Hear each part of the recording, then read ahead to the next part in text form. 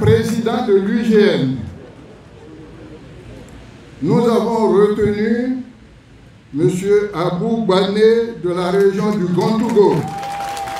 C'est ainsi que le professeur Saliou Touré, rapporteur du comité de pilotage de l'Assemblée générale constitutive de l'Union fraternelle des cadres et élu pour le développement du Grand Nord, en abrégé UGN, a dévoilé le nom du président de l'organisation au cours de l'Assemblée générale tenue le samedi 13 novembre 2021 à l'université de Korogo. Abou Bané est juriste économiste originaire de la région du Gontougo. Un choix du comité des sages validé par l'assistance par acclamation. Abou Bané est originaire de Bondoukou, dans la région du Gontougo. Chargé du suivi de la coopération internationale et de la performance des finances publiques à la Direction générale du Trésor public, ce test, chef de cabinet de la ministre du Plan Kabanyale, est aussi directeur de la comptabilité publique et inspecteur vérificateur principal. Il devient ainsi le premier président de l'organisation. Je vous remercie d'avoir porté votre choix sur ma modeste personne pour conduire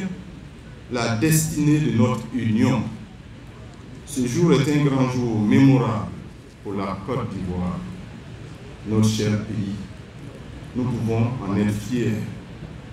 Nous pouvons être fiers de l'acte que nous venons d'accomplir. Ainsi que vous le constatez, un nouvel esprit est né. L'esprit du 13 novembre 2021. Il fixe ses objectifs. L'UGN est une plateforme de développement au profit des populations, avec des objectifs clairs. La mobilisation des ressources humaines, culturelles, financières et matérielles, afin de contribuer au développement socio-économique, environnemental et culturel des régions du Grand Nord et de toute la Côte d'Ivoire. Dans ce cadre, beaucoup a été déjà fait par divers acteurs, tels opérateurs économiques, qui sans attendre l'aide de l'État, met en place une société pour aider à la mise en œuvre des initiatives de création agricole. Tel autre entrepreneur qui chaque année consacre une partie de son chiffre d'affaires pour acheter des semences de riz et de maïs qu'il distribue gratuitement aux populations. Vous savez aussi, mesdames et messieurs, que les collectivités décentralisées, régions et communes se sont fortement impliquées dans la promotion d'activités génératrices de revenus au bénéfice des femmes et des jeunes. Mesdames et messieurs, chers parents, cadres élus du Grand Nord, voici les sillons et les chemins tracés qu'il faut agrandir afin L'Assemblée constitutive de l'UGN a enregistré la présence de plusieurs ministres, des responsables de sociétés d'État, tous originaires du Nord. Des chefs traditionnels ont également répondu présents à l'invitation du comité de pilotage dirigé par le ministre Gilbert Kafana Koné. Le concerné a salué cette mobilisation. Mobiliser afin de relayer auprès de nos parents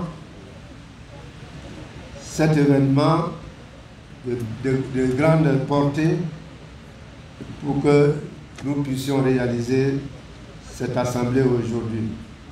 Oui, ce moment est historique et de bon augure. Toute union est en effet un gage de renaissance, la vitalité et l'espérance.